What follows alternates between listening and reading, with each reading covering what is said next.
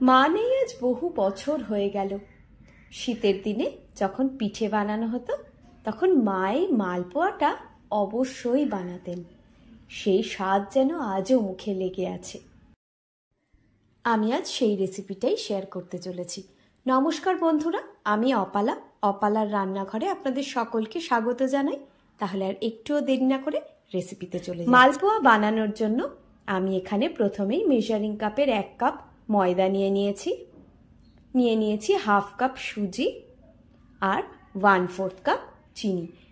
আমি যেহেতু রসে ভেজাবো তাই খুব বেশি চিনি দিলাম না, সামান্য একটু নুন দিলাম আর দিয়ে দিলাম 1.5 চা চামচ মৌরি। শুকনো উপকরণগুলোকে একটু ভালোভাবে মিশিয়ে নিলাম। তারপর এখানে মেজারিং কাপের 1 কাপ দুধ নিয়েছি।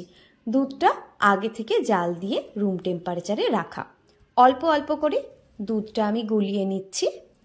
এখানে আমার 1 কাপের পুরো দুধটাই লেগে গেছে। এরপরে আরও 1 কাপ দুধ আমি নিয়েছি। সেখান থেকেও অল্প অল্প করে দুধ দিয়ে আমি ব্যাটারটা তৈরি করে নিচ্ছি।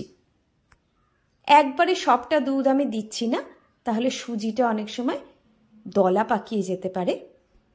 আপাতত এইটুকু দুধ আমার বেঁচে গেল।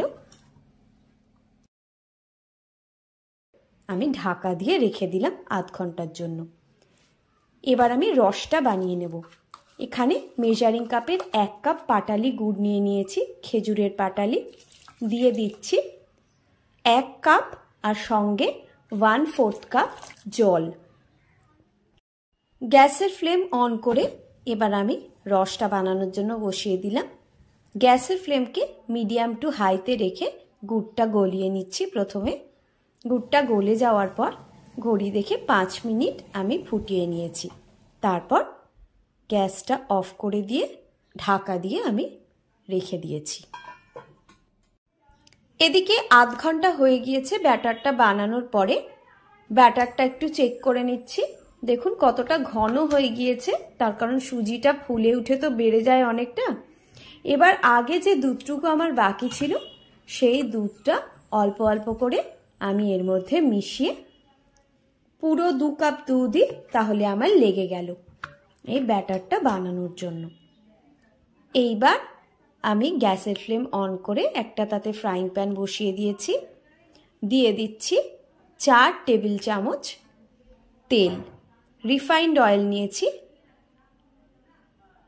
তেলটা গরম হওয়ার পর আমি এখানে একটা হাতায় করে মালপোয়ার ব্যাটারটা দিয়ে মালপোয়াগুলো ভেজে নেব। গ্যাসের ফ্লেমকে এই সময় আমি লো টু মিডিয়ামে রেখেছি। একটা পিঠ ভাজা হয়ে যাওয়ার পর সাবধানে অন্য পিঠটাও আমি উল্টে দিচ্ছি।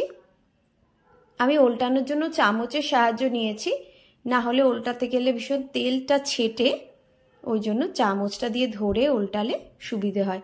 বা আপনারা কোনো টং থাকলে সেটা দিয়েও উল্টে নিতে পারেন, সুবিধে হবে তাতে।